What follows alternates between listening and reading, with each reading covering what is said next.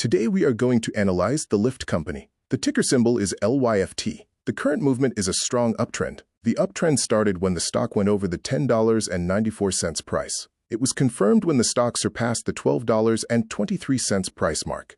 The 12-day moving average also show an uptrend, with the current stock price 27% higher than the 12-day moving average. This means that the current price is 27% higher than the average stock price for the last 12 days. You can easily see the strong uptrend by noting that all the moving averages are positive. The RSI is at 69, telling me that the uptrend is getting stronger. Once the RSI reaches 70 or more, it is considered overbought or, in my opinion, overpriced. The MACD is positive 0.2. Investors are buying this stock. This is another uptrend confirmation. The stochastic is 87. It's rising and getting closer to the max of 100. The uptrend is yet again confirmed.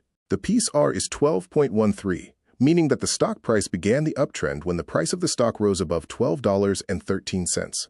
The Williams R is at -12, another indicator providing an uptrend confirmation.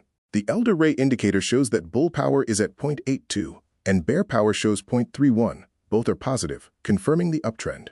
The Ichimoku cloud shows and confirms a short-term uptrend with conversion and base. The conversion line is at $12.62, which is greater than the baseline of $11.44. The current price is also above both these lines. The cloud tells me that the long term is on a downtrend because span B at $13.23 is greater than span A at $12.36. However, the current uptrend will continue as long as the current price is above span A and span B. A good buying price for this stock was at or below $11.90. The top is forecasted to reach $16. The forecast dip is $9.97. Remember, buy low, sell high. If I had made gains on this stock, I would sell for profit and wait for the dip and repurchase some shares. At the current stock price, I would not buy.